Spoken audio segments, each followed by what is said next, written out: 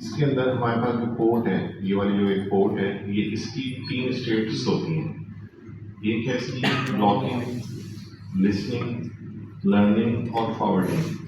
तो इसके अंदर हमारे पास जो स्टैंडर्ड है वो 802.1d होता है और ये हमारे पास सिंपल स्पेलिंग ट्री बनाती है।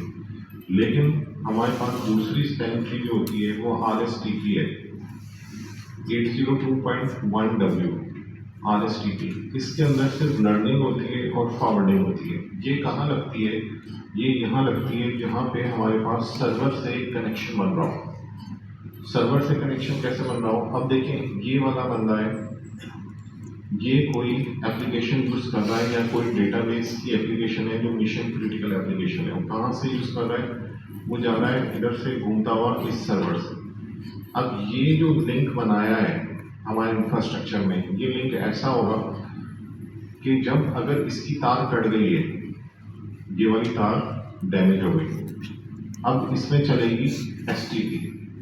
STP चारों स्टेप से घूमकर इसमें तकरीबन जो टाइम पीरियड है इसका बताता हूँ, इसमें टाइम पीरियड भी मेंशन हुआ है। लिसनिंग पोर्ट का है 15 सेकेंड। अब ये हमारे पास पैकेट ट्रेसर में हो सकता है थोड़ा कम हो। और लर्निंग पोर्ट का है 15 सेकेंड, मतलब जो लर्निंग की स्टेज होगी। और फॉरवर्डिंग का कुछ नहीं है। ब्लॉकिंग का 20 सेकेंड है, 20 सेकेंड। तो इतना टाइम पीरियड हमारे पास लगेगा। अब हमें इस टाइम पीरियड को कम करना होता है। इस टाइम पीरियड को कम करने के लिए हम यहाँ पे लगाते हैं RSTP कर देते हैं इसे।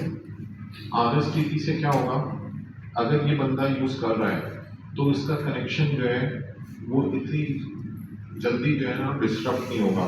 अभी हम जब करके देखेंगे तो जैसे ही हम इसको डाउन करेंगे दूसरा वाला फौरन अप हो जाएगा। तो उसके अंदर हमारे पास सिर्फ लिसनिंग की स्टेट होगी जिसके अंदर हमारे पास 15 सेकंड लगेंगे स्विचिंग कराते हुए।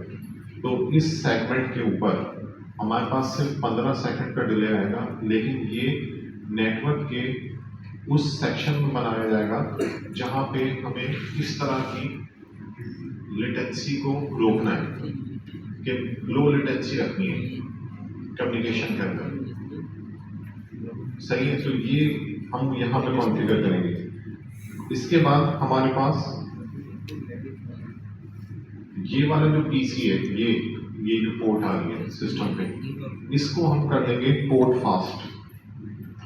पोर्ट फास्ट से क्या होगा?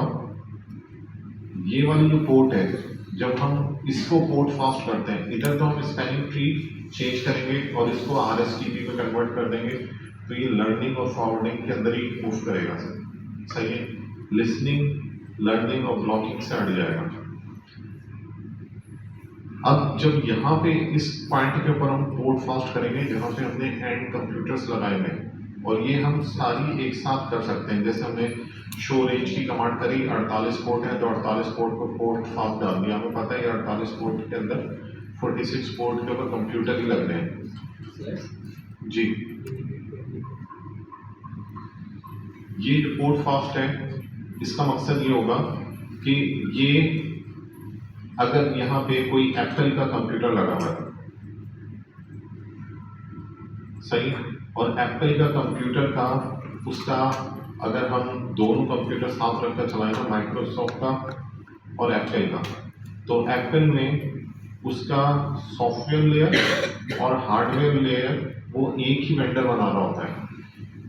और एप्पल के कंप्यूटर बहुत ज़्यादा फास्ट होते हैं, उसकी मेमोरी भी खास होती है। जैसे हमने मेमोरी में देखी है कि हमारे पास मेमोरी L1 कैशे होती है, L2 कैशे होती है, L3 कैशे होती है। तो है तो मेमोरी, लेकिन जो मैन्युफैक्चरिंग उसकी चिप की क्वालिटी है वो डिफरेंट होती है। जितनी ज़्यादा N1 होती है वो उतनी फास्ट होती है।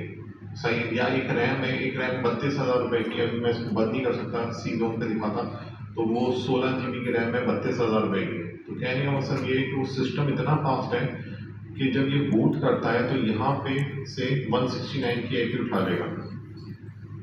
DHCP सर्वर जो है ना, इसका वो करेगा ही नहीं, बूट ही नहीं कर पाएगा, मतलब डिटेक्ट ही नहीं कर पाएगा एप्पल के सिस्टम में।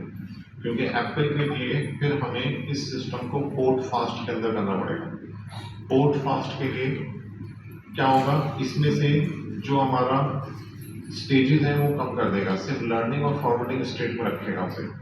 वो जैसे ही लर्न करेगा और फॉरवर्ड करेगा तो फौरन की फौरन पोर्ट अप हो जाएगी। जब हमने पैकेट ट्रेसर में ही टोपोलॉजी बनाई तो हमने देखा है कि वो स्टार्टिंग में ऑरेंज लाइट होती है और फिर जाकर वो ग्रीन होती है। पैकेट ट्रेसर में तो वो थोड़ा जल्दी कर देते हैं, लेकिन अगर एक्चुअल में आप अगर टाइम क्लॉक लगा के बैठेंगे और सिस्टम के साथ बैठेंगे तो फिर आपको टाइम का अंदाजा होगा कि वहाँ कितना टाइम डिले आ रहा है।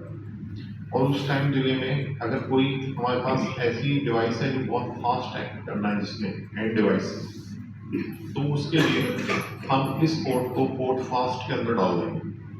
सही। सेकंड क्या है, हम इधर BPDU गार्ड लगा देंगे इसी पोर्ट पे। अभी हम कॉन्फ़िगर करेंगे और यहाँ BPDU गार्ड कर देंगे। ये BPDU क्या होगा, ये हमारे पास स्पैनिंग ट्री की इंफॉर्मेशन इस पोर्ट के ऊपर फॉरवर्ड नहीं करेगा। स्पैनिंग ट्री का जो इलेक्शन हो रहा है वो सिर्फ स्विच की अपनी पोर्ट तक ही महदूद रहेगा। जहाँ जिस साइड पे कंप्यूटर लगे हुए हैं उस साइड पे नहीं करेगा। ये इसी तरीके से कि आप ये समझें कि ये एक वॉल के अंदर यहाँ मैं पोर्ट लगा देता हूँ। अब स्विच तो किसी कमरे में और कहीं रखा होगा, इस पोर्ट को मैं पोर्ट फास्ट कर देता हूँ ताकि अगर इस पे एप्पल लगे तो फौरन हो जाए, माइक्रोसॉफ्ट वाला सिस्टम लगे तो फौरन आप हो जाए, टाइम डिले ना आए। सही है। स्पैनिंग ट्री एक तरीके से क्लोज हो गई एंड डिवाइस पे हमारी, इस डिवाइस पे। सही। दूसरी, इसके अंदर हम लोग यहाँ पे कर देते हैं BPDU गार्ड, क्योंकि हमें पता है कि वॉल के ऊपर पॉइंट आ रहा है, इसके ऊपर स्पैनिंग ट्री का कोई काम नहीं है। स्पैनिंग ट्री स्विचिंग एनवायरनमेंट के अंदर काम करेगा, तो इसको हम पोर्ट फास्ट में कन्वर्ट कर देंगे। सही। अब इसमें कोई सवाल इस लैब में?